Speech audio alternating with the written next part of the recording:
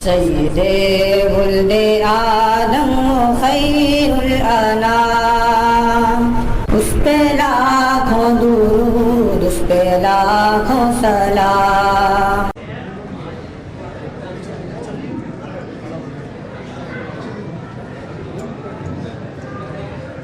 معزز حاضرین گرامی،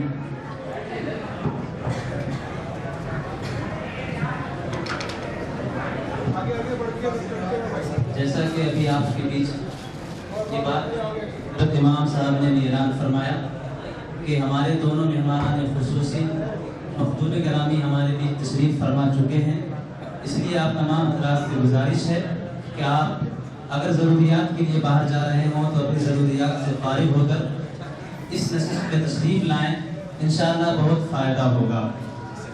حضرات گرامی، جس ادارے کی طرف سے آج کا یہ پروگرام منعقد ہو رہا ہے آپ کا محبوب ادارہ ہے، آپ اس ادارے کے نام سے واقف ہیں، جامعہ اسلامیہ اشرف العلوم۔ یہ ایسا ادارہ ہے جنہیں بزرگان دین، اہل نظر علم، مفکرین اسلام کی دعاؤں کا شرف حاصل رہا ہے، ساتھ ہی یہ ایسا ادارہ ہے جنہیں مخلص منتظمین اور معاونین کا سدا بہار خلوص حاصل رہا ہے۔ ہمارے یہاں اللہ کا فضل ہے، میں تحدیث بن نعمت کے طور پر یہ کہہ سکتا ہوں کہ جو اساتذہ ہیں اس ادارے کو ملے ہیں، سب کا حوصلہ نوجوان ہے، سب نوجوان ہیں، ان کے حوصلے نوجوان ہیں۔ آپ کے بیچ جب بچوں نے تھوڑا سا پروگرام پیش کیا ہے، اس سے آپ کو کچھ نہ کچھ اندازہ ہوا ہوگا کہ ان چھوٹے چھوٹے بچوں پر ان اساتذہ نے کیسی محنت کی ہوگی کہ ان بچوں نے آپ کے سامنے پھڑا پھر آپ کے سامنے اپنی بات پیش کی ہے، کسی لڑکھڑاہٹ کے بغیر، کسی ڈر کے بغیر، کسی جھجک کے بغیر۔ یہ ان اساتذہ کی محنت کی غمازی ہے۔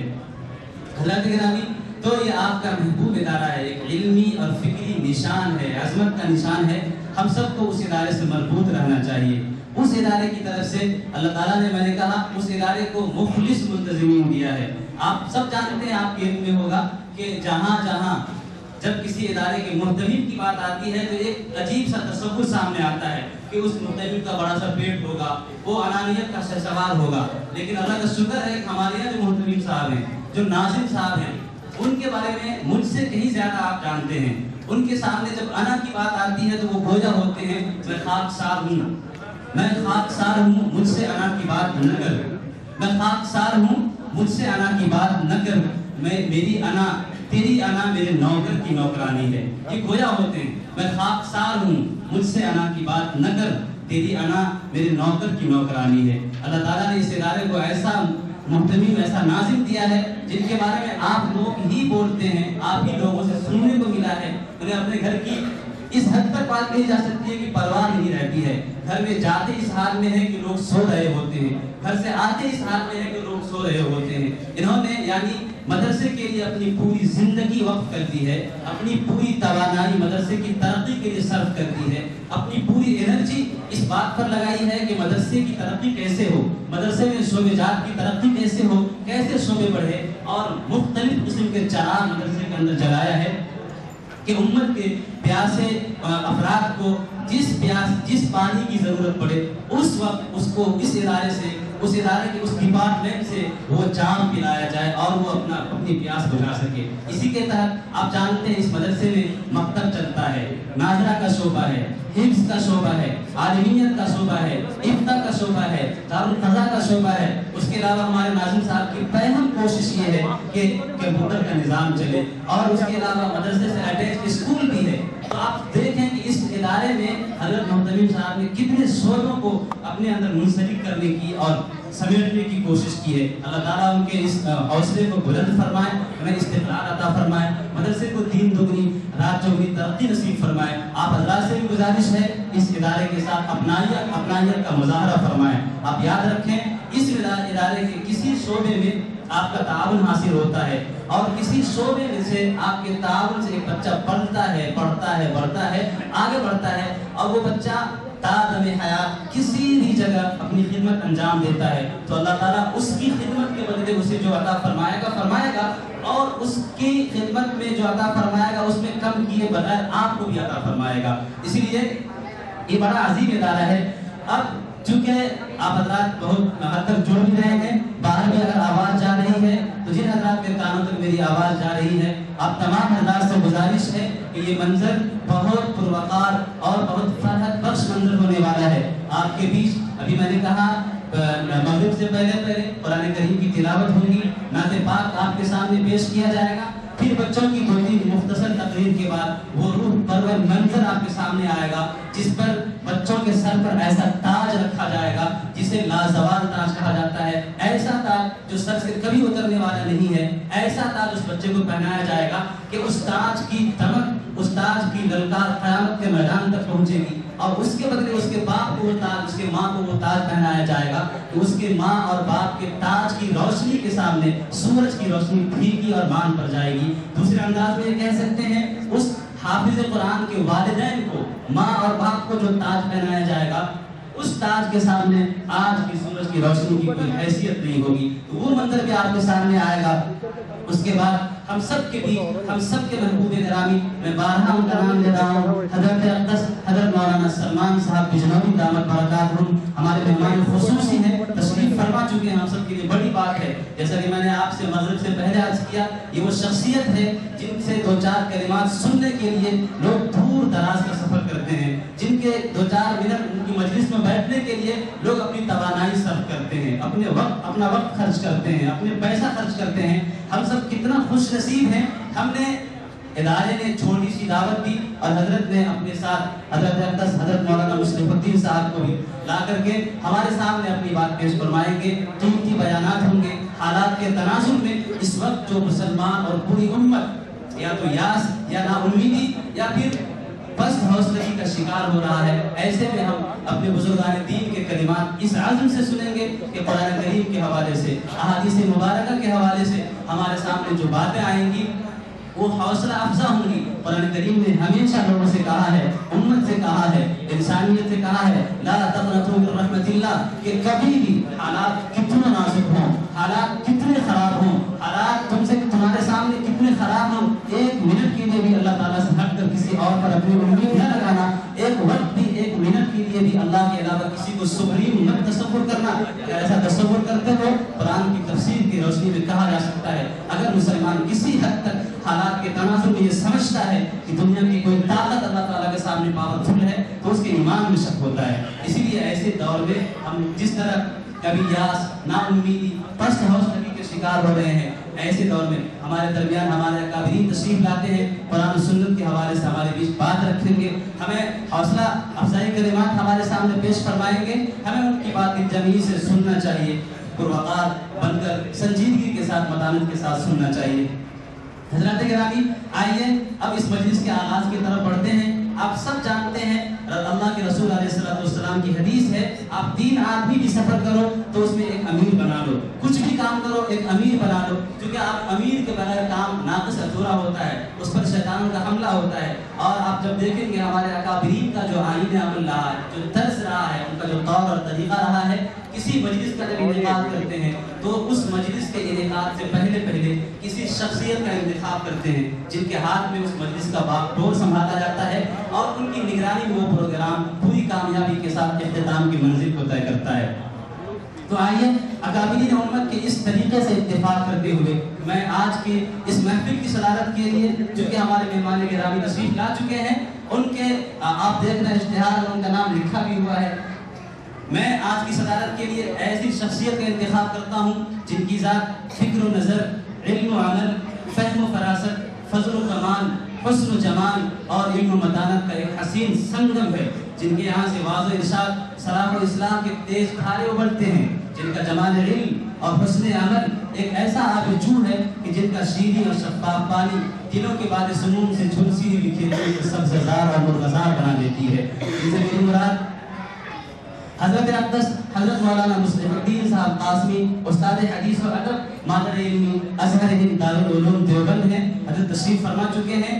ہم ان کی صدارت کے پر فرحت و انبساط محسوس کرتے ہیں۔ علامہ اقبال رحمۃ اللہ علیہ نے کہا تھا کہ یقین محکم، عمل بہم، محبت فاتح عالم، یقین محکم، عمل بہم، محبت فاتح عالم، جہاد زندگانی میں یہ ہے مردوں کی شمشیر۔ تو ہم حضرت کی صدارت کا انتخاب کر چکے ہیں، اب اس کے بعد ہم اس پروگرام کی کڑی کو آگے بڑھاتے ہیں. اب اس پروگرام کا باضابطہ آغاز کرنے کے لیے ہم سہارا لیتے ہیں خدا پاک کے پاکیزہ کلام کی پاکیزہ آیتوں کا، اور اس کے لیے ہم دعوت دیتے ہیں اپنے مدرسے کے ایک ہونہار طالب علم حافظ محمد سفیان سلیم صلی اللہ علیہ وسلم کو، طالب علم عربی دم جامعہ حاضہ، وہ آپ کے سامنے تشریف لائیں گے اور قرآن کریم کی پاکیزہ آیتوں سے اس مجلس کا آغاز فرمائیں گے. شاعر نے کہا ہے قرآن کی تلاوت سے آغاز ہو محفل کا، اس نور سے پا جائیں ہم راستہ منزل کا.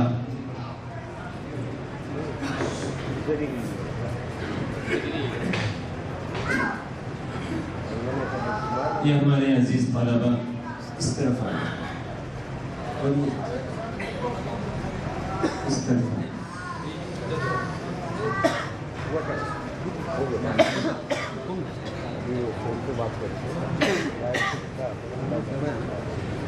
تھوڑا سا اٹھ کر بچے ادھر آ جاؤ.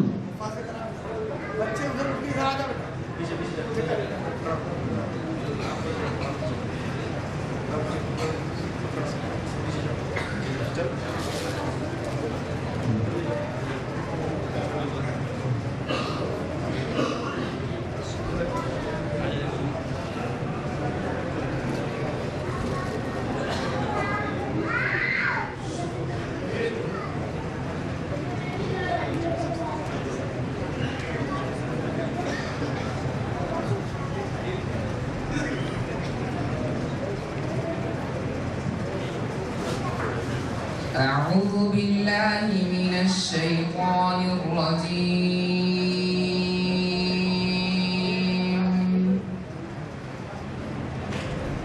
بسم الله الرحمن الرحيم.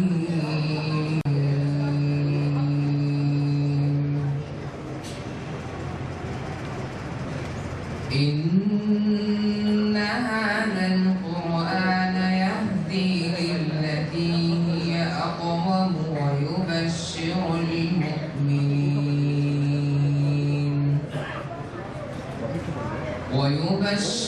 المؤمنين الذين يعملون الصالحات أن لهم أجرا كبيرا، وأن الذين لا يؤمنون بالآخرة أعتدنا لهم عذابا أليما. ويدعو الإنسان بالشر دعاءه بالخير، وكان الإنسان عجولا. وجعلنا الليل والنهار آيتين فمحونا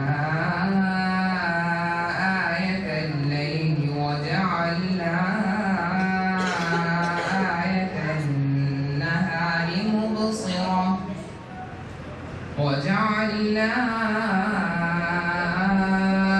آية النهار مبصرة لتبتغوا فضلا من ربكم ولتعلموا عدد السنين والحساب، وكل شيء فصلناه تفصيلا. وكل إنسان ألزمناه طائره في عنقه ونخرج له يوم القيامة كتابا يلقاه منشورا. اقرأ كتابك كفى بنفسك اليوم عليك حسيبا.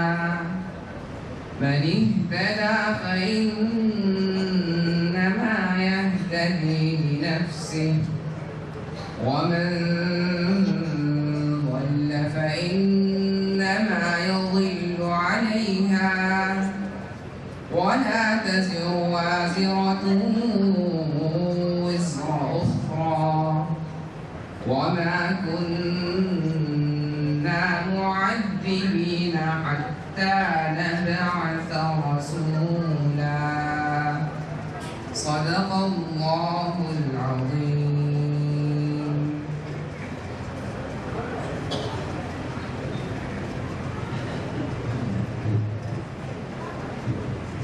ماشاءاللہ جزاک اللہ. یہ تھے حافظ سفیان سلیم سلمہ جو آپ حضرات کے سامنے قرآن کریم کی آیت تلاوت فرما رہے تھے. حضرات گرامی، بعد نماز عصر تلاوت کلام اللہ کے بعد جب نعت کی باری آئی تو آپ سے یہ ذکر کیا گیا کہ یہ سنت اللہ ہے. اللہ تعالیٰ نے رسول اکرم صلی اللہ علیہ وسلم کو معراج کی رات فرمایا تھا. جب اللہ کے رسول نے اللہ تعالیٰ سے سوال کیا تھا کہ آپ نے ابراہیم کو وہ دیا، آپ نے ان کے لیے لوہا نرم کر دیا، آپ نے ان کو کلیم اللہ بنا دیا، فماذا جعلتنی یا رب، سب کو سب کچھ دیا، مجھے کیا دیا؟ اللہ کے رسول نے، اللہ تعالیٰ نے کہا میں نے تجھے وہ دیا جو کسی کو نہیں دیا ہے. کہا وہ کیا ہے؟ کہا اللہ ذکرت الا ذکرت معی، جہاں جہاں میرا تذکرہ ہوگا وہاں تیرا تذکرہ ہوگا.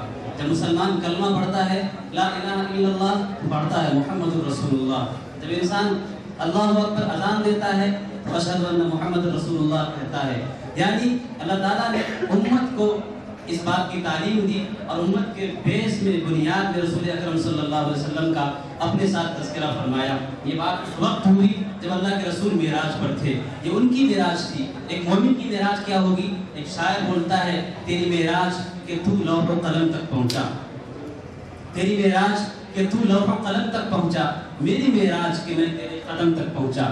ایک آدمی رسول اکرم صلی اللہ علیہ وسلم کا تذکرہ کرتا ہے. میں نے آپ سے کوٹ کیا، ما ان مدحت محمدا بمقالتی ولکن مدحت مقالتی بمحمد. رسول اکرم کی تعریف کون کر سکتا ہے؟ بس اتنا ہوتا ہے کہ اللہ کے رسول کی تعریف کرنے کے بعد آدمی کی زبان پاکیزہ ہوتی ہے، اس کی مجلس باوقار ہوتی ہے، اس کے مجلس کی کامیابی کی ضمانت ملتی ہے. تو آئیے رسول اکرم صلی اللہ علیہ وسلم کے دربار میں نذرانہ عقیدت پیش کرتے ہوئے اپنے پروگرام کی کامیابی کی ضمانت دیتے ہیں. اس کے لیے ہم دعوت دیتے ہیں نعت پاک پڑھنے کے لیے.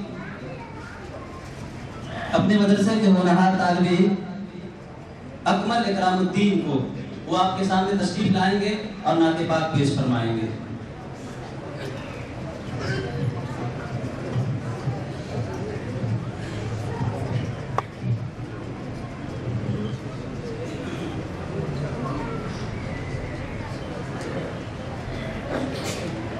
السلام علیکم ورحمۃ اللہ وبرکاتہ. سیدھے راہ سے بھی آگے کون گیا، جبریل امی سے پوچھو، معراج کا دولہا کون بنا، جبریل امی سے پوچھو. کیا ہے توقیر شاہ امم، انسان سے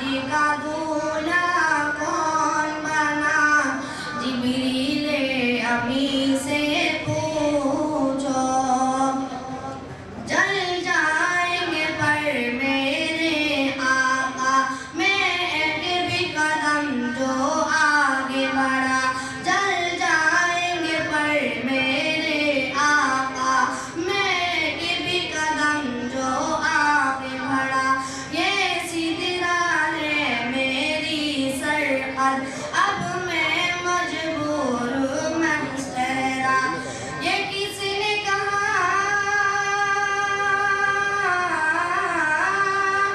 یہ کس نے کہا اور کس سے کہا جبریل امی سے پوچھو سدرا سے بھی آگے کون گیا جبریل امی سے پوچھو معراج کا دولہ کون بنا جبریل امی سے پوچھو السلام علیکم ورحمۃ اللہ وبرکاتہ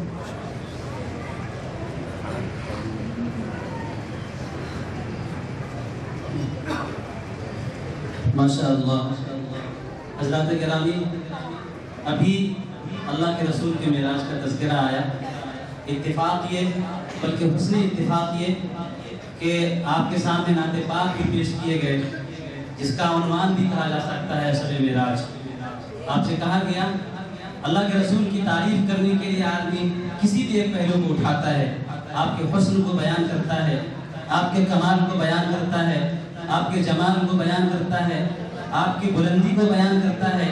آپ معراج پر گئے، بتایا گیا کہ سدرہ سے بھی آگے جانے والے، جہاں جبریل کے پر چل جاتے ہیں، اس منزل سے بہت دور آگے جانے والے اللہ کے رسول علیہ السلام کی ذات گرامی ہے کمال رتبہ مصطفیٰ بلغ العلا بکمالہ۔ یہ اثر ہے ان کے جمال کا کہ کشفت دجا بجمالہ، کسی ایک ادا کی تو بات کیا، حسنت جمیع خصالہ۔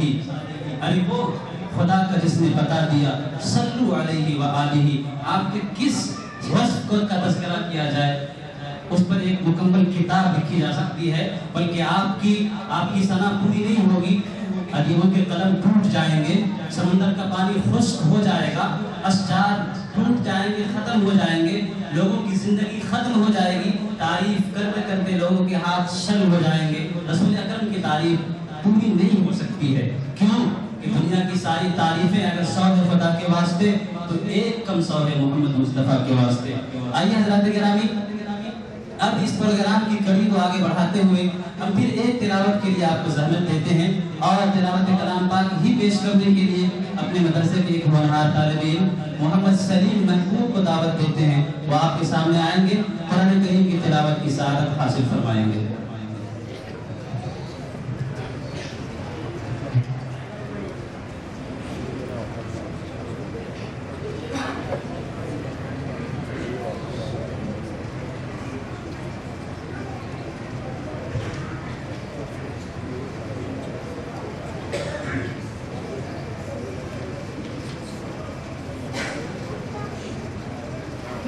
أعوذ بالله من الشيطان الرجيم.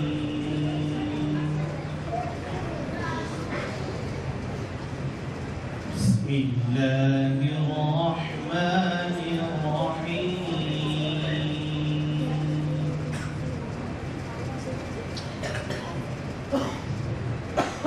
لقد صدق الله رسوله الرؤيا بالحق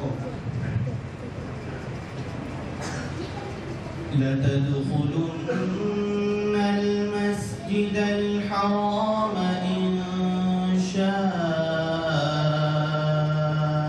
الله آمنين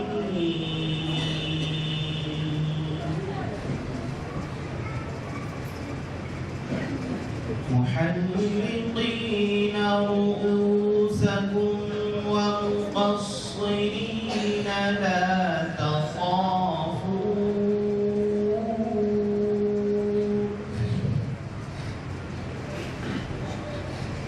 فعلم ما لم تعلموا فجعل من دون ذلك فتحا قريبا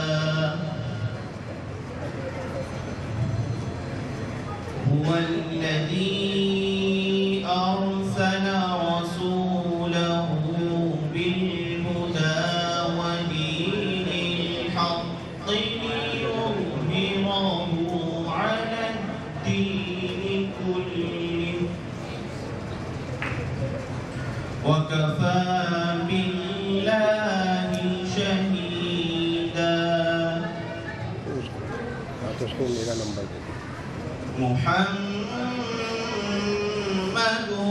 رسول الله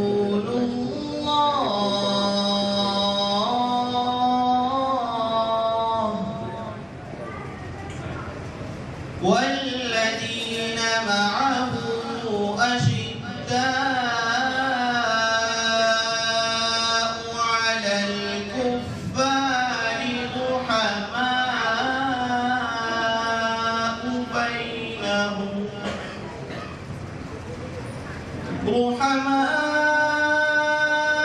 رحماء بينهم تراهم ركعا سجدا يبتغون فضلا من الله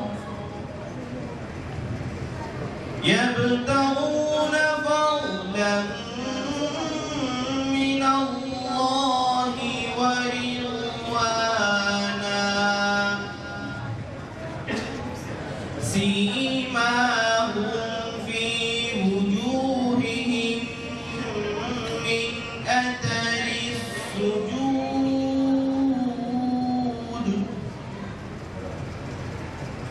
ذلك مثلهم في التوراة ومثلهم في الإنجيل ذلك مثلهم في التوراة ومثلهم في الإنجيل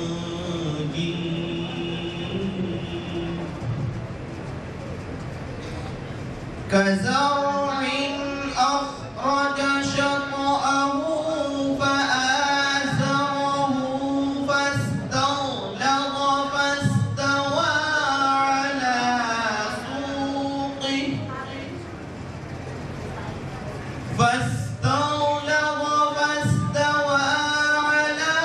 سوقه يعجب الزراع ليغيظ بهم الكفار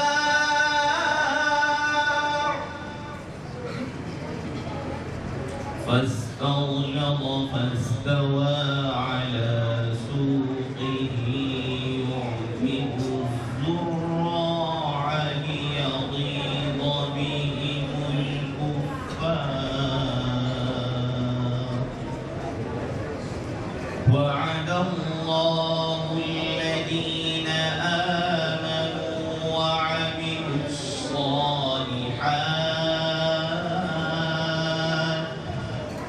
وعملوا الصالحات منهم مغفرة وأجرا عظيما صدق الله العظيم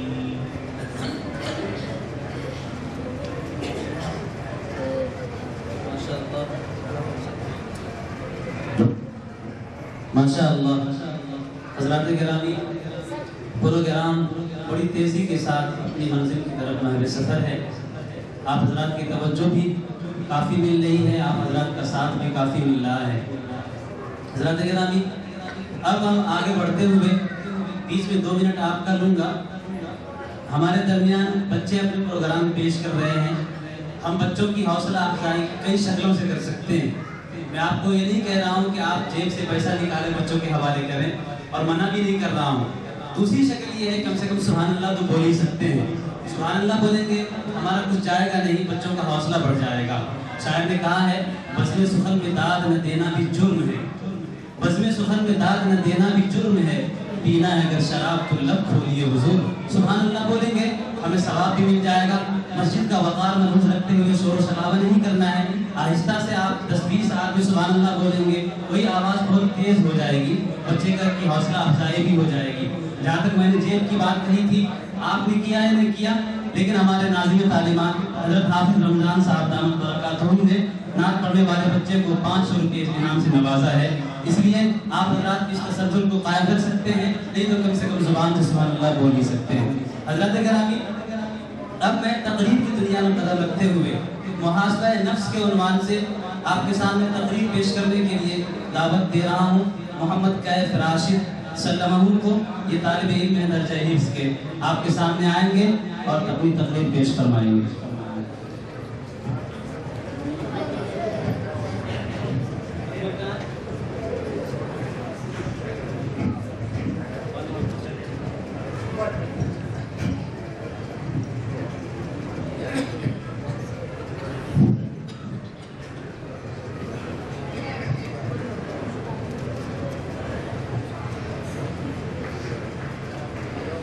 السلام علیکم ورحمۃ اللہ وبرکاتہ۔ الحمد للہ رب العالمین والصلاة والسلام على سید الانبیاء والمرسلین محمد وآلہ واصحابہ اجمعین ومن تبعهم بإحسان إلى يوم الدین۔ اما بعد فاعوذ باللہ من الشیطان الرجیم، بسم اللہ الرحمن الرحیم۔ علمت نفس ما احضرت، صدق اللہ العظیم۔ برادران محترم اور میرے عزیز ساتھیوں، میں نے آپ حضرات کے سامنے سورہ تکویر کی ایک چھوٹی سی آیت تلاوت کی ہے، جس میں قرآن کریم نے ڈنکی کی چوٹ پر اعلان کیا اور کھلے طور پر آگاہ کیا ہے کہ ہوشیار ہو جاؤ، ان قریب ایک دن ایسا آنے والا ہے جبکہ یہ پوری کائنات برہم برہم ہو جائے گی، ہر ایک شخص اپنے پروردگار کے روبرو پیش کیا جائے گا۔ کیا شہر، کیا گدھا، کیا فقیر، کیا امیر، ہر ایک اللہ رب العزت کے سامنے تھرتھرا رہا ہوگا، تمامی رشتے ناطے ٹوٹ جائیں گے، سارا سال کی محبت شیشے کی طرح چکنا چور ہو جائے گی۔ کوئی ٹکنوں تک، کوئی کمر تک، کوئی چھاتی تک، کوئی پیشانی تک پسینوں میں شرابور ہوگا۔ ایک دوست جس نے اپنے محبوب کے لیے سب کچھ قربان کر دیا تھا اجنبی ہو جائے گا۔ میرے دوستو ذرا سوچئے تو صحیح، وہ کیسا وقت ہوگا جب ماں اپنے دودھ پیتے بچے کو بلا دے گی، سورج بالکل قریب ہو جائے گا اور اللہ رب العزت اپنے پورے جاہ و جلال کے ساتھ موجود ہوگا، اعمال ناموں کا دفتر کھول دیا جائے گا اور یہ ناقابل کمزور انسان اپنے کیے ہوئے اعمال کا حساب دینے کے لیے دست بستہ سامنے کھڑا ہوگا۔ اللہ رب العزت اس سے سوال کرے گا کہ بتاؤ، ہم نے تجھ کو ڈھیر ساری نعمتیں دی تھی، تم نے اسے کہاں خرچ کیا؟ کروڑوں کروڑوں روپے کی آنکھ اور کان دیے تھے، تم نے اسے کہاں استعمال کیا؟ اتنی بڑی اور قیمتی زندگی عطا کی تھی، تم نے اس کا کیا حق ادا کیا؟ کھانے کے لیے پھل، میوے، انگور، شیر، شہد اور پینے کے لیے صاف اور شفاف دودھ اور میٹھے شربت عطا کیے تھے، تم نے اس کا شکر کس حد تک ادا کیا؟ پوچھا جائے گا کہ بتا، تو نے میری نعمتوں کو کہاں کہاں خرچ کیا؟ عیش پرستی میں خرچ کیا یا میری اطاعت اور میری بندگی میں لگایا؟ چھوٹی بڑی تمام نعمتیں، حتیٰ کہ ایک سانس کے بارے میں پوچھو گی، اس وقت نہ کوئی زیادتی ہوگی نہ کسی پر ظلم ہوگا۔ اليوم تجزا كل نفس بما كسبت لا ظلم اليوم ان اللہ سریع الحساب۔ آج ہر ایک کو اس کے کیے کا بدلہ دیا جائے گا، جیسا جس نے بویا ہوگا ویسا ہی کاٹے گا۔ فمن يعمل مثقال ذرة خيرا يره ومن يعمل مثقال ذرة شرا يره۔ اگر کسی نے رائے کے دانے کے برابر بھی کوئی نیک عمل کیا ہوگا وہ وہاں اسے دیکھ لے گا، اور اگر کسی نے رائے کے دانے کے برابر بھی کوئی برائی کی ہوگی وہ بھی اس کے سامنے آ جائے گی۔ اس کے سامنے اس کے کرتوت اور کیے ہوئے اعمال ناموں کا دفتر کھلا ہوگا، جس میں چھوٹی بڑی تمام چیزیں درج ہوں گی۔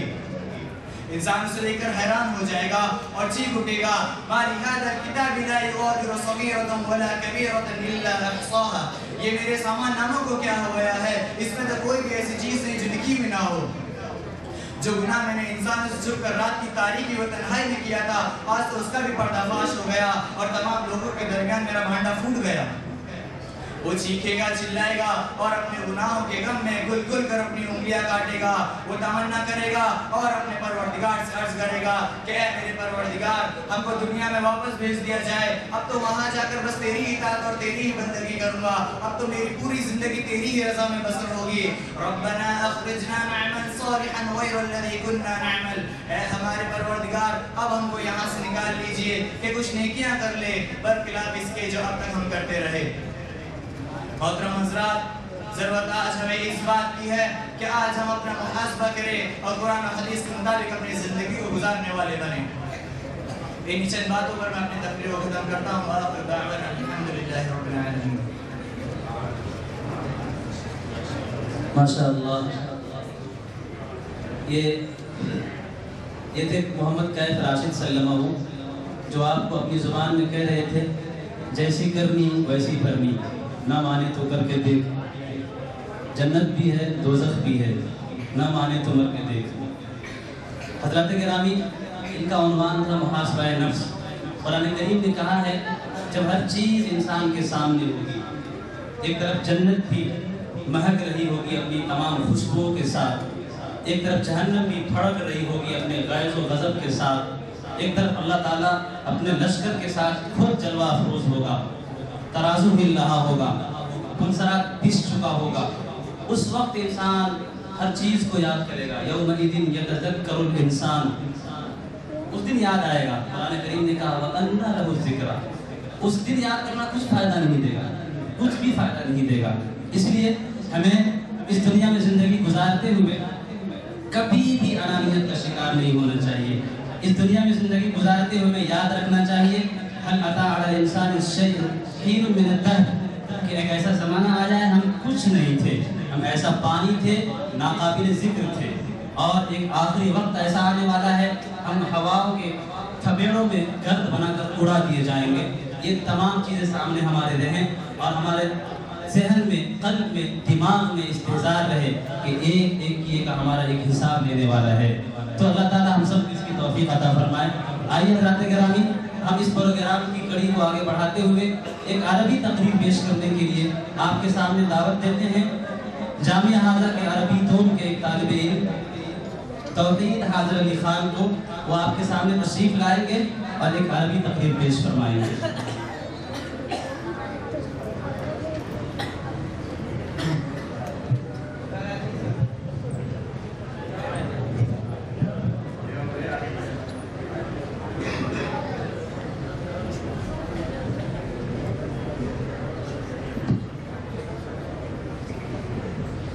السلام علیکم ورحمۃ اللہ وبرکاتہ.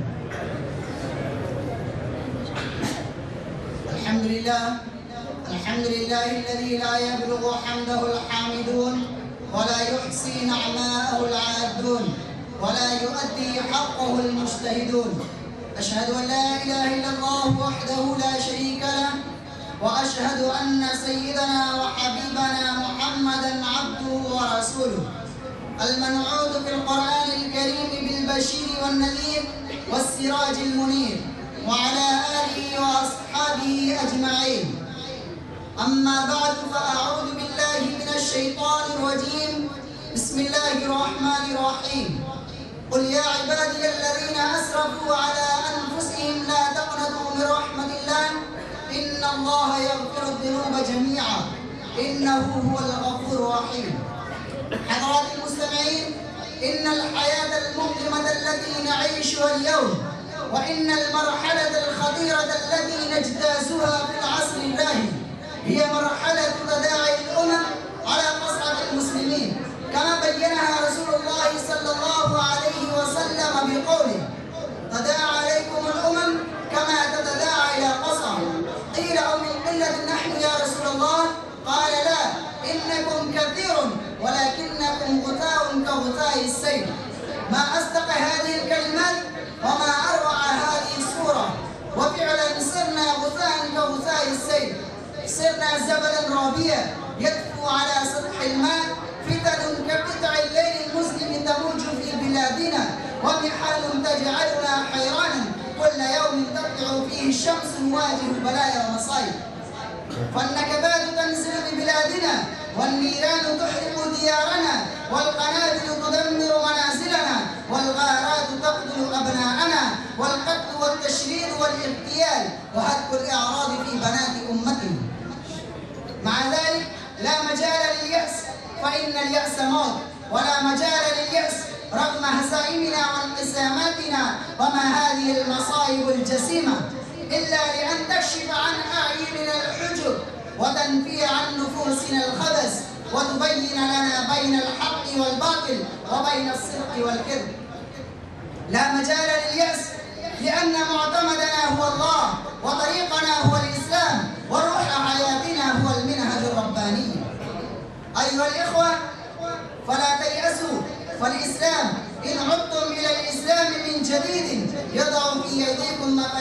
كل خير وإمكانية لكل نصرة. اقرأوا قول الله عز وجل: وما أصابكم من مصيبة فبما كسبت أيديكم ويعفو عن كثير. وقول الله عز وجل: إن الله لا يغير ما بقوم حتى يغيروا ما بأنفسهم. ففي هاتين الآيتين سر الداء والدواء، سر التخلف والتقدم، سر الضعف والقوة، سر الهزيمة والنصرة، سر المرض والشفاء في كل زمان ومكان. لا تيأسوا، فالإسلام إن عدتم إلى الإسلام من جديد، إن جددتم إيمانكم بالله، يمنحكم يقينا أفسح وأشمخ من جبال راسيات، ويمنحكم قوة أشد وأقوى من كل طاغوت، ويقربكم إلى الله، ويوحد قلوبكم، ويؤلف صفوفكم، ويجمع جهودكم، ويزيد طاقاتكم. لا تيأسوا، لأنكم تملكون كل أسباب التغيير، وتملكون كل أسباب النهوض والسعادة، وتملكون كل أسباب الظفر والنصر. تملكون الإيمان بالله، تملكون الإيمان والثقة بنصر الله، فاجعلوا هذا الإيمان أخلص وأقوى، والتمسوا عن أسباب النصر. إن تنصروا الله ينصركم ويثبت أقدامكم. تملكون المنهج الأكمل والأشمل، فطبقوه في جوانب حياتكم. تملكون المؤهلات المعنوية، فاستخدموها لهداية البشر. وقول الله عز وجل: لا تيأسوا من روح الله، إنه لا ييأس من روح الله إلا القوم الكافرون. تعالوا أيها الشباب نغير أنفسنا حتى يغير الله ما بنا. تعالوا إلى أن نبذل نفوسنا ونفائسنا لبناء المجتمع الإسلامي. تعالوا نعمر صدورنا بالأمل، ونتحلى بقرب من الله، ونتخلى عن اليأس والقنوط. وبذا أختتم كلامي، والسلام عليكم ورحمة الله.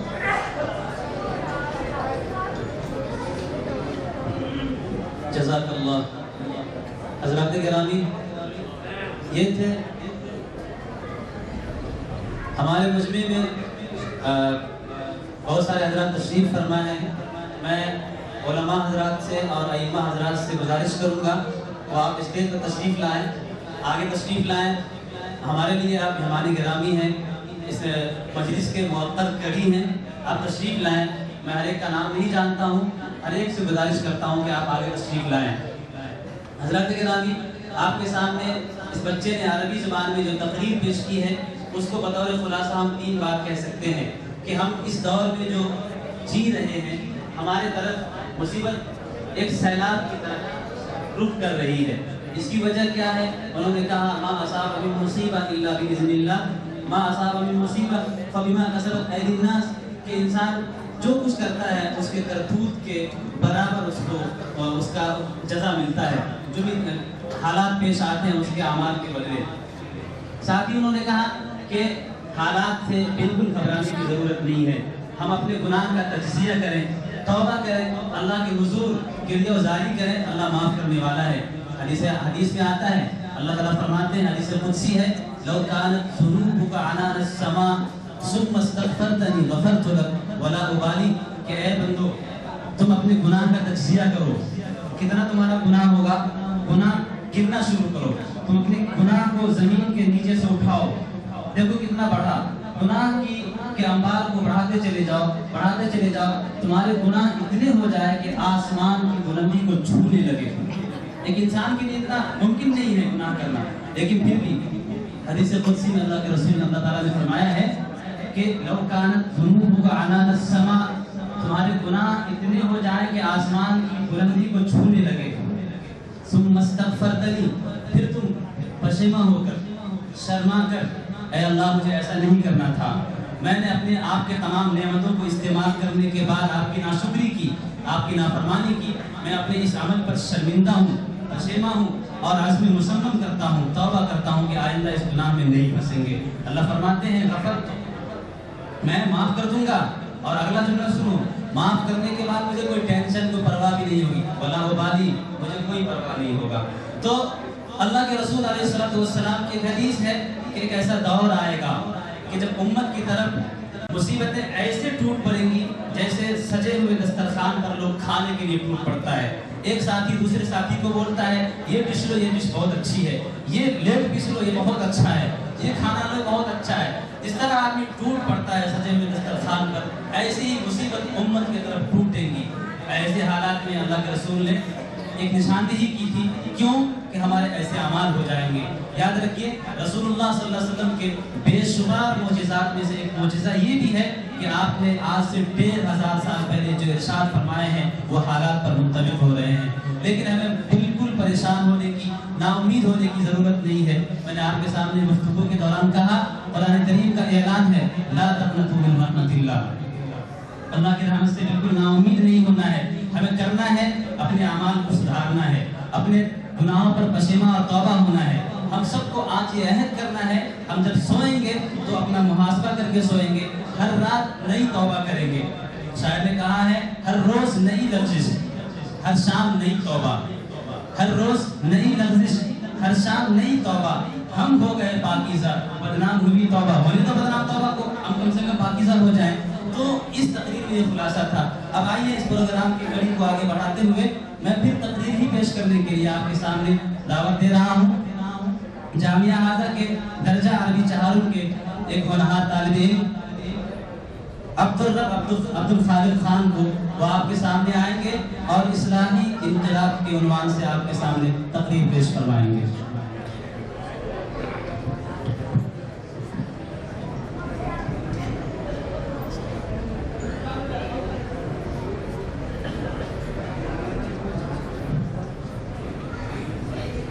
علماء کرام سے درخواست ہے کہ آگے آئیے۔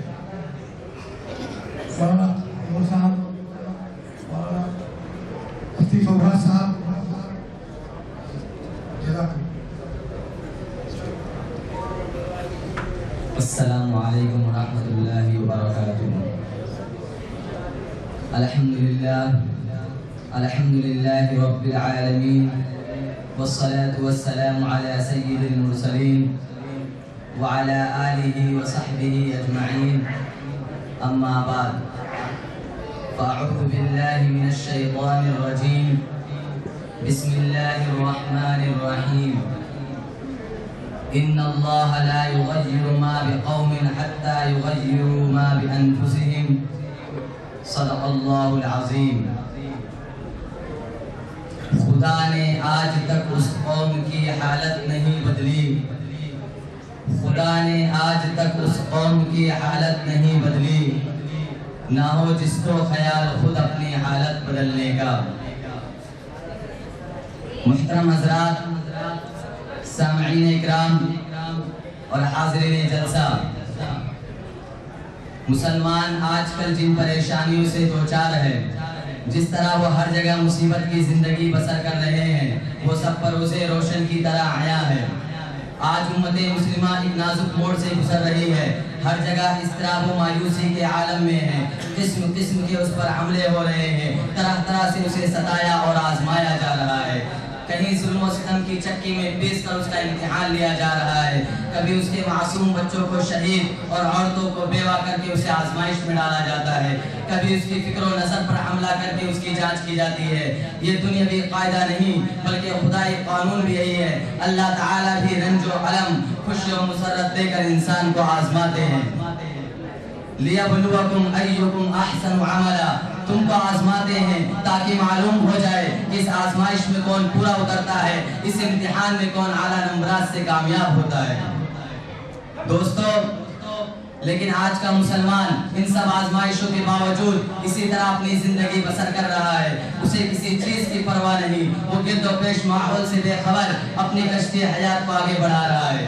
اسے سوچنے کی فرصت نہیں، سمجھنے کے لیے اس کے پاس وقت نہیں، وہ صرف کھانے پینے اور سامان راحت جمع کرنے کی تغوطوں میں مصروف ہے، خدا کو فراموش کر بیٹھا ہے، نبی کریم صلی اللہ علیہ وسلم سے رشتہ توڑ لیا ہے، صحابہ اکرام اور اسلاف کے کردار کو پامال کر ڈالا ہے، اسلام کی صحیح روشنی اس نے چھوڑ دی، اپنے ملی سرمایہ کو خیر آباد کہہ دیا ہے۔ اگر اسے فکر ہے تو پیٹ کی، اگر اسے سوچ ہے تو اونچے اونچے اور بلند بلند مکانات تعمیر کرنے کی، اگر اس کی خواہش ہے تو مال و دولت جمع کرنے کی، اور اگر اس کی تمنا ہے تو دنیا کے بڑے بڑے منصب اور عہدے حاصل کرنے کی۔ انسان یہ سوچتا ہے کہ وہ تمام سامان راحت جمع کر کے پریشانیوں سے چھٹکارا پا سکتا ہے، اسے سکون کی منزلیں نصیب ہو سکتی ہے، تو یہ اس کی خام خیالی ہے۔ اگر اسے سکون اور راحت چاہیے تو اسے اور صرف اپنے ملی تشخص، اپنے کو قرآن کے سانچے میں ڈھالنے، اسلام کا سچا سپاہی بننے اور خدا کی یاد میں مل سکتی ہے۔ نبی کریم صلی اللہ علیہ وسلم سے عشق بڑھانے کے ساتھ رشتہ محبت استوار کرنے میں مل سکتی ہے۔ حضرات، ایسے نازک حالات میں جبکہ چہاردان عالم سے اسلام اور مسلمانوں کے خلاف سازشیں ہو رہی ہے، منظم طور پر تحریکیں اس ملت اسلامیہ کو کچلنے کے لیے چل رہی ہے، مسلمانوں کو بھی بیدار ہو جانا چاہیے۔ اللہ تعالیٰ اسی وقت اس قوم میں تغیر و تبدیلی پیدا کرتے ہیں جب وہ قوم خود اپنے اندر انقلاب پیدا کرنے کی کوشش کرے۔ مسلمانوں کو چاہیے کہ اپنے تن مردہ میں جان ڈالنے کی سعی کرے، اپنے جسم میں روحانی تبدیلی اور اصلاحی انقلاب پیدا کرنے کی کوشش کریں۔ ہماری یہ تمنا ہو کہ ہم آکاش کی بلندیوں تک پہنچیں، ستاروں پر کمندیں ڈالیں، پوری دنیا میں اسلامی انقلاب پیدا کریں، کائنات کی ساری چیزیں ایک ہی پروردگار کو اپنا مشکل کشا سمجھے، اسی کے آگے اپنا سر جھکائیں۔ صحابہ اکرام رضی اللہ عنہم علیہم اجمعین کے دل و دماغ میں بس یہی بات تھی، انہیں اپنے پیٹ سے زیادہ اصلاحی تبدیلی کی فکر تھی، انہیں فلک پوش عمارتوں سے پہلے اپنے اطراف سلطنت کے دوسرے بھائیوں کی بے حسی و بے کسی کی فکر تھی، اس لیے ان کی ذات سے دنیا میں عظیم انقلاب برپا ہو گیا۔ حضرات، یہ صحابہ اکرام تھے انہوں نے خود کو انقلاب کا لمبردار تصور کر لیا تھا، اپنا اوڑھنا بچھونا اسلامی نشر و اشاعت بنا لیا تھا، یہی وجہ ہے کہ وہ پوری دنیا میں چھا گئے۔ آج اسی اسلامی فکر پر حملے ہوں، ہمیں منظم طریقے سے کچلنے کی سازشیں ہوں، ہمارے آزانوں پر پابندی لگے، ہمارے قرآن پر چیلنج کیا جائے، ہمارے عورتوں کی عصمت دری کی جائے، لیکن ہماری غیرت برداشت کر لیتی ہے، ہماری حمیت کو صاف سن جاتا ہے، ہمارے ذہنوں میں انقلابی کردار بیدار نہیں ہوتا، ہمارے قلب و جگر کی انگیٹھی سخت پڑ جاتی ہے۔ اس کی وجہ صرف اور صرف یہی ہے کہ ہمارے اندر مذہب و شریعت کی محبت نہیں رہی، دین سے دوری پیدا ہو گئی ہے۔ دوستو، حقیقت ہے جب بھی کوئی فرد بیدار ہوتا ہے یا کوئی بھی انسان اپنے اندر تبدیلی پیدا کرنے کی ٹھان لیتا ہے اور جب بھی کوئی قوم بے حسی چھوڑ کر میدان عمل میں آ جاتی ہے تو دنیا کی کوئی طاقت اس کا مقابلہ نہیں کر سکتی۔ اس کی مردانہ ہمت، بے باکانہ جرأت اور قلندرانہ کردار کے آگے سب جواب دے دیتے ہیں، لیکن اسے اپنے اندر حیرت انگیز تبدیلی پیدا کرنے کی ضرورت ہوتی ہے، اپنے عزائم میں پختگی، اپنے استقلال میں پامردی اور آنکھوں میں بے باکی کی ضرورت ہوتی ہے۔ اس کے اندر اسے بہت سی کٹھنائیوں اور دشواریوں سے دوچار ہونا پڑتا ہے، اسے جبر و استبداد اور ظلم و ستم سے بھی واسطہ پڑتا ہے، اسے مشکلات اور مسائل کی سختیاں بھی برداشت کرنی پڑتی ہے۔ دراصل ایسے ہی افراد اور ایسے ہی قوموں نے تاریخ کی کایا پلٹی ہے۔ ایک شاعر نے اس کی پوری ترجمانی یوں کی ہے: کانٹوں میں جو کھلتا ہے شعلوں میں جو پلتا ہے، کانٹوں میں جو کھلتا ہے شعلوں میں جو پلتا ہے، وہ پھول ہی گلشن کی تاریخ بدلتا ہے۔ محترم حضرات، مسلمان آج کل جس قسم پرسی کا شکار ہے، دنیا انہیں تیز نظروں سے دیکھ رہی ہے، ان کے وقار کو چیلنج کر رہی ہے، ان کی عظمت پر حملہ کر رہی ہے، اس لیے امت مسلمہ کے لیے وقت ہے کہ وہ غفلت کی نیند سے بیدار ہو جائیں، اپنے اندر تغیر اور انقلابی کردار پیدا کرے، کائنات کی ساری چیزیں سے زیادہ اپنی شریعت کا پاس و لحاظ ہو، اپنی اصلاح، اپنے عزیز و اقربا کی، اپنے پڑوسیوں کی اور پورے امت مسلمہ کی اصلاح کی فکر ہو، اپنی پوری قوم میں اسلامی فکر و نظر اور عملی کردار کی فکر ہو، تب جا کر امت مسلمہ کے وقار کو، اس کے معاشرے کو کوئی چیلنج نہیں کر سکتا، تبھی ہمیں حقیقی دولت اور اپنی راحت نصیب ہو سکتی ہے۔ آئیے خدا تعالیٰ سے دعا کریں کہ اللہ تعالیٰ ہر طرح سے اپنی رضا نصیب فرماوے اور بارگاہ ہستی میں ہاتھ اٹھا کر یوں کہیں: عزائم کو سینوں میں بیدار کر دے، عزائم کو سینوں میں بیدار کر دے، نگاہ مسلمان کو تلوار کر دے، وما توفیقی الا باللہ علیہ توکلت و الیہ انیب۔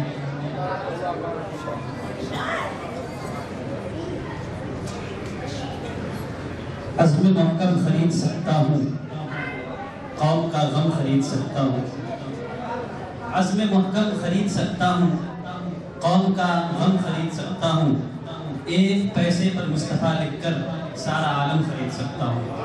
حضرت گرامی، یہ آپ کے سامنے تھے جامعہ ہاضہ کے عربی چہاروں کے طالب علم جو آپ کے سامنے اپنی بات پیش کر رہے تھے، تو ان کی تقریر سے تین بات چھلک کر سامنے آ رہی تھی: ہم علمی میدان میں پیچھے ہیں، ہم عملی میدان میں پیچھے ہیں اور عشق مصطفیٰ میں پیچھے ہیں۔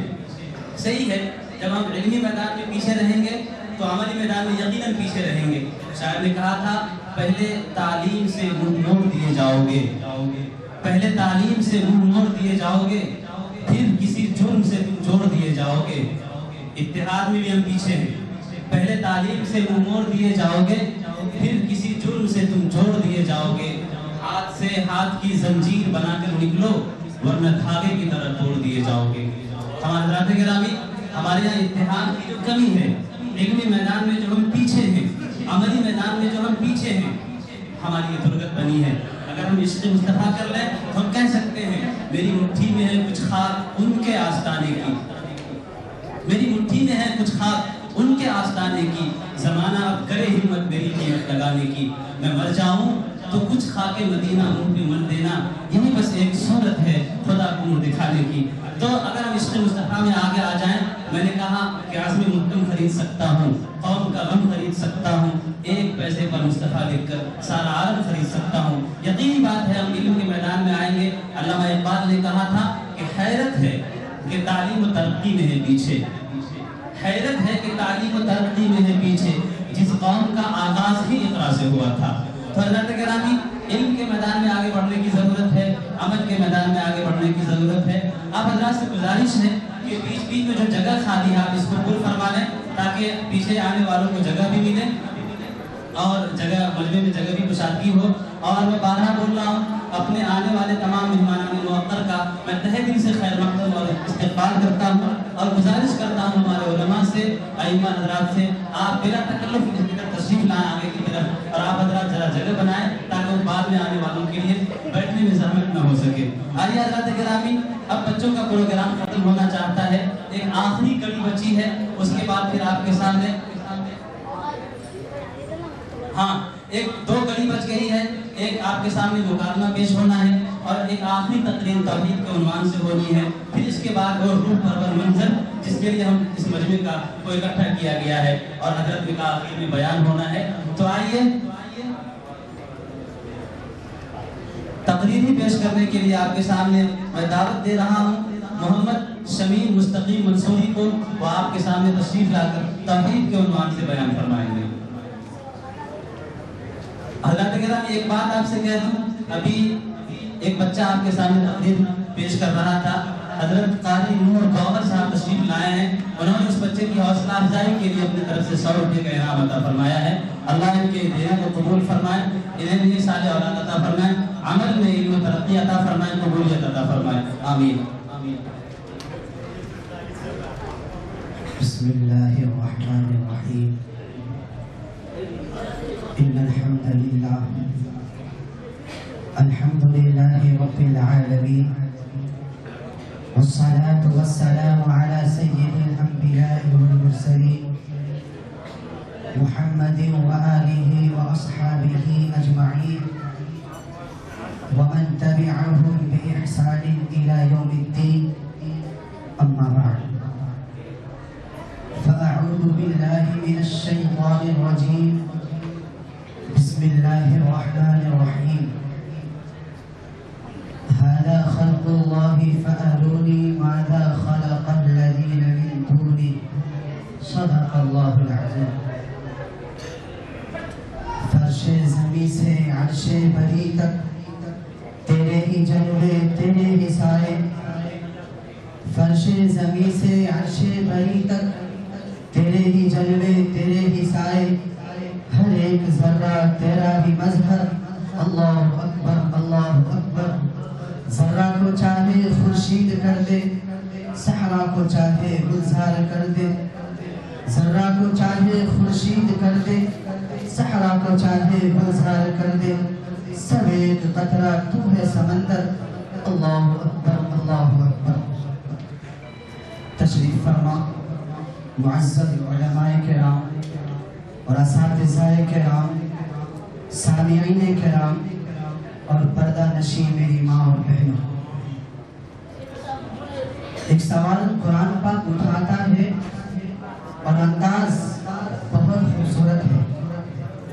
ام خلقوا من غیر شیء، اللہ تعالیٰ ارشاد فرماتا ہے اے میرے بندو ایک بات تو بتاؤ، کیا تم اپنے آپ بن گئے ہو؟ یہ سوال قرآن پاک نے اٹھایا ہے، لیکن جب ہم نے اس سوال کا جواب تلاش इसका जवाब कुरान पाक से ही मिला। अल्लाह ताला इरशाद फरमाता है, हल अता अलल इंसानी हिन्नुम मिनद दहरि लम यकुन शैअन मज़कूरा। ए इंसान सुन, मैं तुझे तेरी कहानी सुनाता हूँ, तू कुछ भी न था, कोई कुछ न था। अवलम यरल लज़ीना कफ़रू अन्ना समावाति वल अर्द कानता रत्क़ा। ज़मीन और आसमान भी कुछ न था, तू भी कुछ न था, तो कौन था? अल्लाह था। अल्लाह जो पहले भी, अल्लाह जो आज भी, जो फिर भी अल्लाह, जो आइंदा भी अल्लाह, जो अव्वल भी अल्लाह, जो आखिर भी अल्लाह, जो ज़ाहिर भी अल्लाह, जो बातिन भी अल्लाह, जो कायम भी अल्लाह, जो क़य्यूम भी अल्लाह, जो मुतकब्बिर भी अल्लाह, मालिकुल मुल्क भी अल्लाह, ज़ुल जलाल वल इकराम भी अल्लाह। जो अल्लाह अपनी पहल से पाके है, जो अल्लाह अपनी इंतहा से पाके है, जो अल्लाह अपने अव्वल होने में इब्तिदा का मोहताज नहीं, जो अल्लाह अपने आखिर होने में इंतहा का मोहताज नहीं।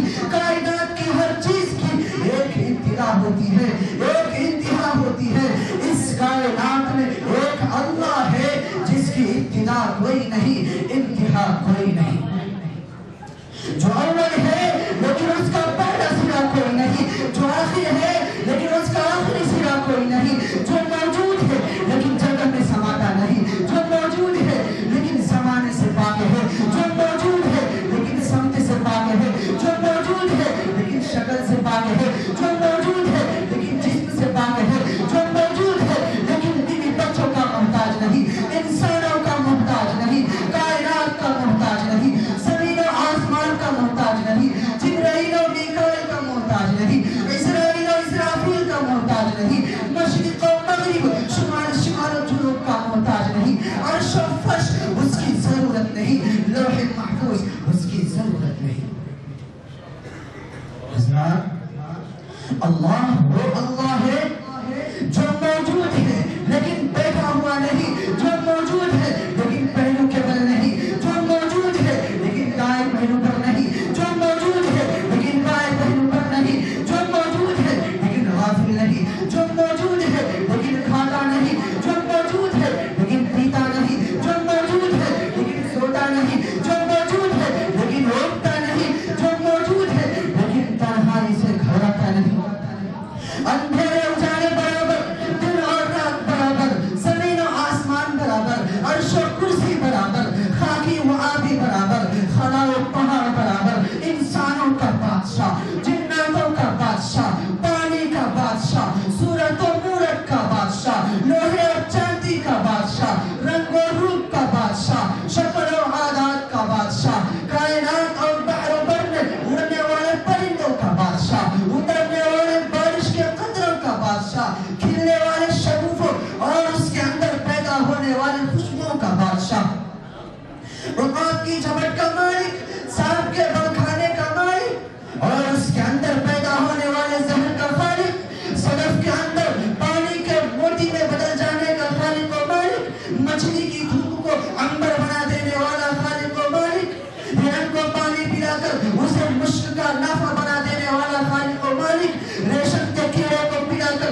रेशम बना देने वाला खालिक और मालिक, आम के दरख्त पर खूबसूरत आम बना देने वाला खालिक और मालिक। अल्लाह वो अल्लाह है जो दुनिया के पानी के कतरे को कभी आम में बदल देता है तो कभी अनार में तब्दील कर देता है। क्या ताकत है उस ज़ात की, क्या अस्मत वाला वो शहंशाह है कि लकड़ी कड़वी, पत्ते कड़वे और छोटी छोटी डाली और शाखों पर अनार लटका दिया। उसका छिलका कड़वा, उसके ऊपर सारा कड़वा, लेकिन जब उसको चीरा तो अंदर एक जहान नजर आया। दानों को देखा तो मोती जैसे चमकते नजर आए। वो कौन ज़ात है जो इन दानों को घर घर कर बनाता और सफेदी और सुर्खी देकर एक पर्दे में लपेट कर दाना दाना जुदा करके कहता है, बोल मेरे बंदे, कौन है खालिक, कौन है खालिक? हाज़ा खल्क़ुल्लाहि फ़अरूनी माज़ा ख़लक़ल्लज़ीना मिन दूनिही। ये है तुम्हारे रब की कायनात, ये है तुम्हारे रब का कारखाना। बताओ तुम्हारे रब के अलावा कोई और भी है जो ये सब कुछ बनाकर दिखा दे?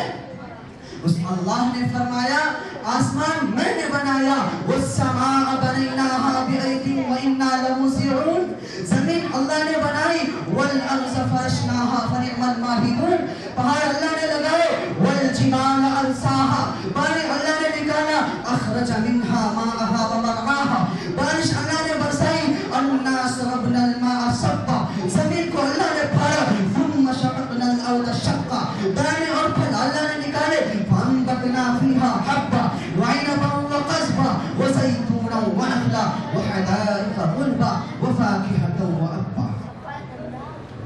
محترم حضرات، کوئی ہے ایسا آقا تو لا کر دکھا دے، ارے کوئی ہے ایسا مالک تو لا کر دکھا دے، ارے کوئی ہے ایسا اللہ تو لا کر دکھا دے۔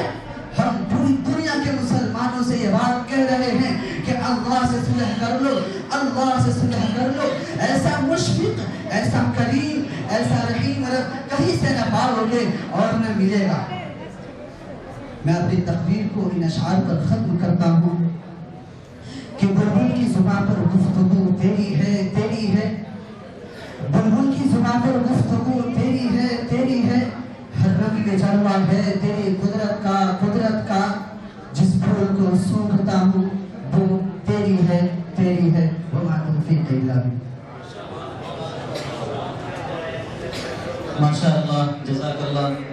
حضرات گرامی، یہ تھے آپ کے سامنے محمد شمیم مستقیم سلمہ، جس کی تقریر سے آپ محظوظ ہو رہے تھے۔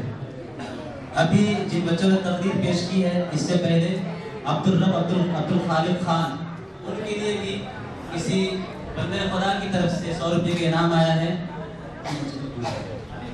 اور ابھی شمیم مستقیم سلمہ نے جو آپ کے سامنے تقریر پیش کی ہے، ان کے لیے مدرسے کے ایک موقع استاد گرامی حضرت مفتی زید صاحب دامت برکاتہ ان کی طرف سے حوصلہ افزائی کے لیے 200 روپے کا، اور نامعلوم شخصیات کی طرف سے تقریباً 650، یعنی کل 850 کا انعام آیا ہے۔ اللہ تعالیٰ ان تمام دینے والوں کو قبول فرمائے، ان کے دینے میں اخلاص عطا فرمائے۔ شادی نہیں ہوئی ہے تو نیک جوڑا عطا فرمائے، شادیاں ہو گئی ہیں تو صالح اولاد عطا فرمائے، ان کے دین میں ایک بزرگ ہستی پیدا فرمائے، دین کا داعی اور سپاہی عطا فرمائے۔ امام صاحب کی طرف سے بات آ رہی ہے، جن کی شادی ہو گئی ان کی دوسری شادی عطا فرمائے اللہ تعالیٰ۔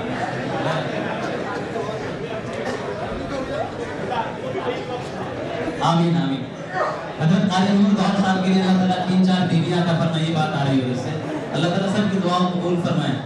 حضرت گرامی، آپ کے سامنے یہ بات آ رہی تھی، یہ بندہ کہنے کی کوشش کر رہا تھا اللہ تعالیٰ کی ذات پر، اللہ تعالیٰ کی صفات پر، یہ پیش کیا جا رہا تھا اللہ تعالیٰ اول ہے۔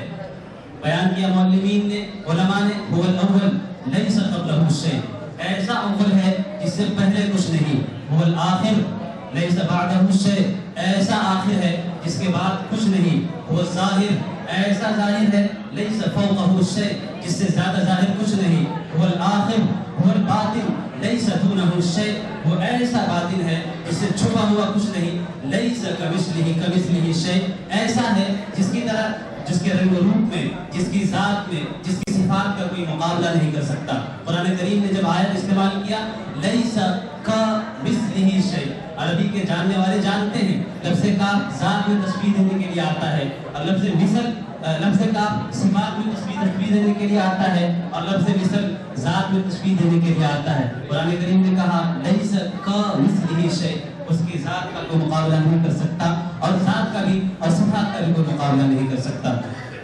حضرات گرامی، آئیے ہم اس پروگرام کی کڑی کو آگے بڑھاتے ہیں اور آپ کے سامنے ایک منظر پیش کرتے ہیں۔ حدیث جبریل آپ میں سے ہر ایک نے سن رکھی ہوگی۔ حدیث جبریل کا منظر کیا تھا؟ منظر یہ تھا کہ آپ علیہ السلام تشریف فرما ہے، صحابہ کا مجمع ہے، ایک مسافر آتا ہے، ایسا مسافر لگتا ہے کہ ابھی ابھی غسل کر کے آیا ہوا ہے، قریب کا آیا ہوا ہے، اور ایسا ہے جسے کوئی جانتا بھی نہیں ہے، اور وہ مسافر رسول اللہ صلی اللہ علیہ وسلم سے سوال کرتا ہے، متی الساعہ، ما الاسلام، مختلف سوالات کرتا ہے۔ اللہ کے رسول کہیں جواب دیتے ہیں اور کہیں لا علمی کا اظہار کرتے ہیں۔ اس منظر کی عکاسی کرتے ہوئے آپ کے سامنے مکالمہ پیش کرنے کے لیے میں اپنے جامعہ کے 4 ہونہار طالب علم کو محمد ارشد اور خالد کی سرگردگی میں دعوت سخن دے رہا ہوں، وہ تشریف لائیں گے اور آپ کے سامنے مکالمہ پیش فرمائیں گے۔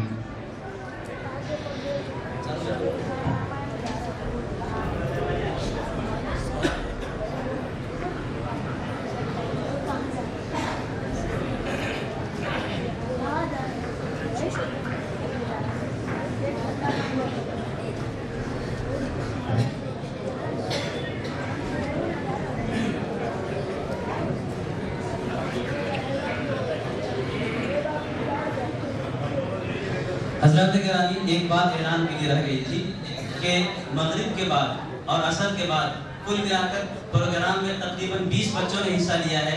خوشی کے ساتھ یہ اعلان کرتا ہوں کہ حضرت حافظ الیاس صاحب دعوت برکاتہ کی طرف سے مجموعی طور پر حضرت حافظ الیاس صاحب دعوت برکاتہ صدر جمعیت علماء نالا سپارہ، ان کی طرف سے مجموعی طور پر 4000 روپئے ان تمام بچوں کے لیے مشترک طور پر انعام میں دیا گیا ہے۔ ایسے ہی مغرب کے بعد پروگرام میں شریک ہونے والے بچے تقریباً ان کی تعداد 12 بنتی ہے۔ ہمارے حضرت مولانا ریاض الدین صاحب قاسمی دعوت برکاتہ ان کی طرف سے بھی ان تمام بچوں کے لیے مجموعی طور پر 1200 روپئے کا انعام دیا گیا ہے۔ اللہ ان تمام کے دینے کو قبول فرمائے، ان کے مال و دولت میں ترقی عطا فرمائے، دین پر مرنے اور دین پر خرچ کرنے کی توفیق عطا فرماتا رہے، آمین۔ السلام علیکم ورحمۃ اللہ وبرکاتہ۔ وعلیکم السلام ورحمۃ اللہ وبرکاتہ۔ کیا دانشور صاحب آج کچھ فکر اور الجھنوں میں الجھے ہوئے سے اور ٹینشن میں نظر آ رہے ہیں؟ خیریت تو ہے؟ الحمدللہ، میں مسلمانوں کی تعلیمی پسماندگی سے پریشان اور فکر مند ہوں کہ عالمی اور ملکی سطح پر ناخواندگی کی شرح مسلمانوں میں سب سے زیادہ ہے۔ مسلمانوں کی حالت ذات دیکھ کر مجھے کھانا پینا بھی اچھا نہیں لگ رہا ہے، کیونکہ مسلمان معاشی، اقتصادی، سیاسی، سائنسی، طب، ٹیکنالوجی اور دیگر ایسے علوم غرض یقیناً میدان میں پیچھے ہیں۔ ارے دانشور صاحب، اس فکر کو چھوڑو کہ مسلمان دنیاوی تعلیم میں پیچھے، لیکن الحمدللہ ثم الحمدللہ دینی تعلیم میں بہت آگے ہیں۔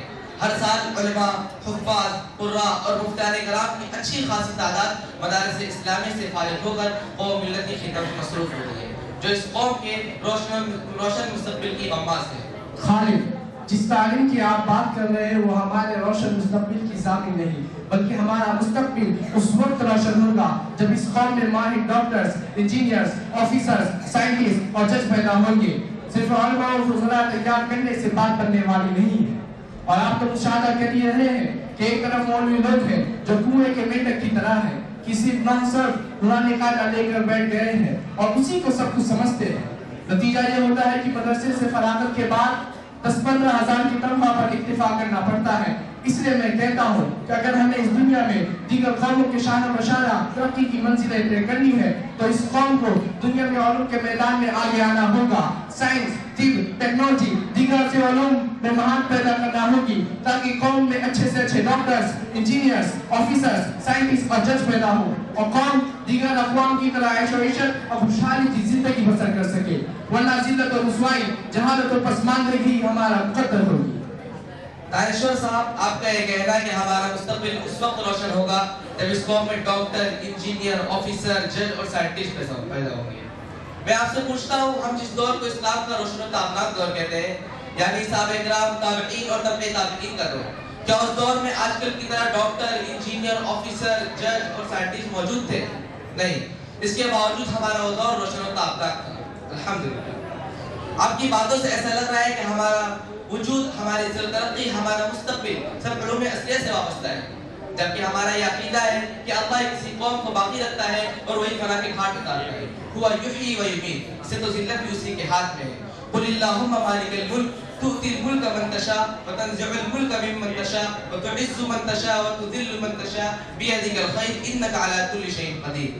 آپ کہہ دیجئے، اے سارے ملکوں کے مالک، تو جسے چاہے حکومت دے دے اور جسے چاہے حکومت چھین لے، تو جسے چاہے عزت دے، جسے چاہے ذلت دے، تیرے ہی ہاتھ میں بھلائی ہے، بے شک تو ہر چیز پر قادر ہے۔ منصور رحمۃ اللہ علیہ کے خوب فرما گئے، تمہاری قوم کی تو بنیاد ہی ہے دین و ایمان پر، تمہاری قوم کی بنیاد ہی ہے دین و ایمان پر، تمہاری زندگی موقوف ہے تعمیل قرآن پر، تمہاری فتح یابی منحصر ہے فضل ازدا پر، تمہاری فتح یابی منحصر ہے فضل ازدا پر، نہ قوت پر، نہ کثرت پر، نہ شوکت پر، نہ سامان پر۔ اس لیے دارشور صاحب آپ اپنے فکر و خیالات کی اصلاح کر کے سچے دل سے رب غفور کے سامنے توبہ کر لیجیے. خالد، مجھے آپ کی باتوں سے اتفاق نہیں ہے، کیونکہ آپ کی باتوں سے ایسا لگ رہا ہے کہ علوم عصریہ کی بالکل بھی ضرورت نہیں ہے. السلام علیکم ورحمۃ اللہ وبرکاتہ. وعلیکم السلام ورحمۃ اللہ وبرکاتہ. کیا بات ہے، تم دونوں کیوں بحث و مباحثہ کر رہے ہو؟ سہراب صاحب، ارشد کا یہ کہنا ہے کہ مسلمانوں کی عزت و ترقی عصری علوم کے حاصل کرنے پر موقوف ہے اور دینی علوم میں اس کی کوئی ضمانت نہیں، جبکہ مجھے ان کی باتوں سے بالکل بھی اتفاق نہیں ہے، کیونکہ میرا ماننا ہے کہ مسلمانوں کی عزت و ترقی ایمان، عمل صالح، اللہ اور اس کے رسول کی اطاعت پر موقوف ہے اور یہ دینی علوم کے بغیر ممکن نہیں. اس لیے مسلمانوں کی عزت و ترقی دینی علوم پر موقوف ہے.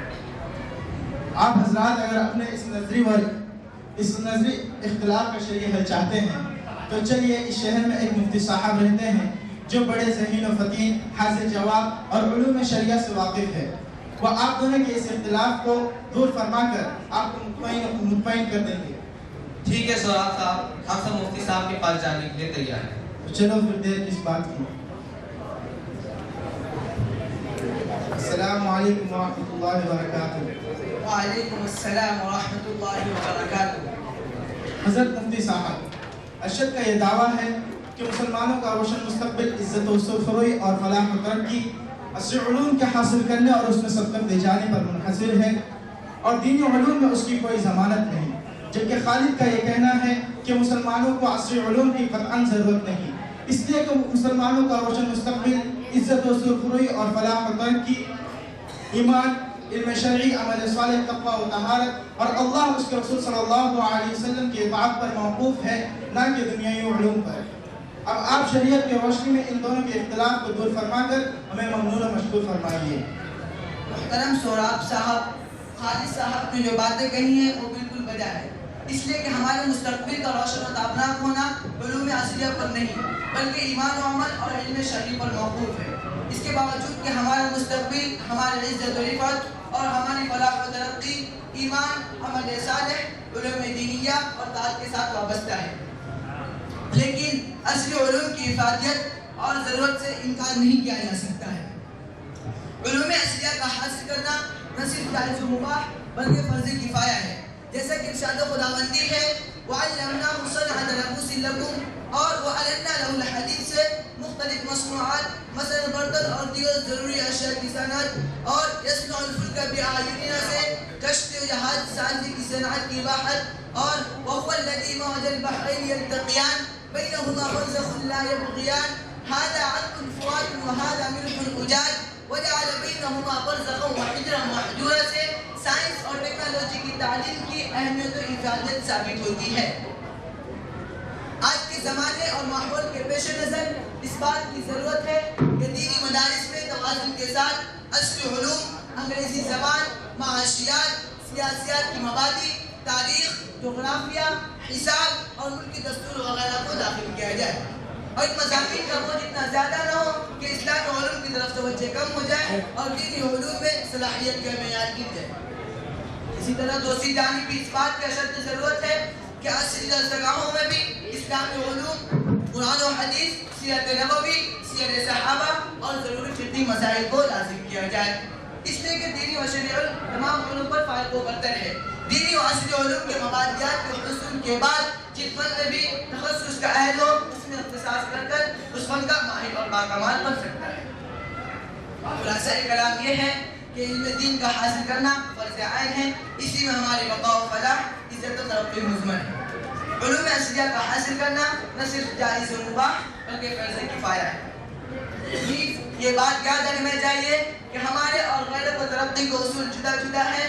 غیر چونکہ احکام شریعت کے مکلف نہیں، دنیا میں ترقی کے لیے انہوں نے جو غیر شرعی اصول اپنا رکھے ہیں دنیا میں ان کو اس کا کوئی وبال نہیں ہوگا اور وہ ترقی کے منزل طے کرتے چلے جائیں گے. مسلمان جبکہ شریعت کے مکلف ہے، اگر وہ اصول شرعیہ کو چھوڑ کر غیر شرعی اصول کو اپنا کر ترقی کرنا چاہتے ہیں تو وہ کبھی نہیں ہو سکتی، اور اگر کچھ ترقی کر بھی لی تو وہ پائیدار نہیں ہو سکتی. حضرت مفتی صاحب، آپ نے آج ہمارے فکری سنجان کو دور کر کے شریعت کی روشنی میں مسلمانوں کی عزت و ترقی اور کامیابی کا صحیح اور معتدل راستہ بتایا. اللہ تعالیٰ آپ کو جزائے خیر عطا فرمائے. آمین. السلام علیکم ورحمۃ اللہ وبرکاتہ.